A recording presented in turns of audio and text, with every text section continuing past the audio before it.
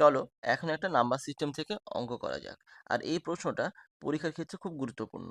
তাহলে দেখা যাক, যদি 5432*7 সংখ্যাটি 9 দ্বারা বিভাজ্য হয়, তবে স্টার স্থানে কত হবে? অর্থাৎ স্টার যেখানে আছে, এই যে স্টার, এই জায়গায় কোন সংখ্যা অর্থাৎ কোন ডিজিটটা বসবে?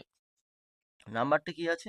5432*7। আমরা জানি কোনো সংখ্যা 9 দ্বারা বিভাজ্য হওয়ার শর্ত কি? ওই সংখ্যার প্রত্যেকটা ডিজিটের যে যোগফল সেটা 9 দ্বারা বিভাজ্য হবে। তো সেক্ষেত্রে আমি কি করি, এই যে নাম্বার, এই নাম্বারের যে ডিজিটগুলোর যোগফল 9 সেটা আমরা কেটে দেব। যেমন 5 আর 4 যোগ করলে 9 হয়। আবার 2 আর 7 যোগ করলে 9 হয়। ওকে, তাহলে এখানে পড়ে কি থাকলো? এখানে 3 আর একটা স্টার, এই দুটো। তার মানে কি 3 প্লাস স্টার। তো এই 3 আর 3 এর সঙ্গে স্টারের জায়গায় কোন ডিজিট বসলে তার যোগফলকে 9 দ্বারা বিভাজ্য হবে?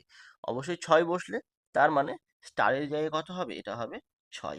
3 আর 6 9, 9টা 9 দ্বারাই বিভাজ্য। তার মানে অপশন অ্যান্সার কি হবে? অপশন হচ্ছে সি অ্যান্সার।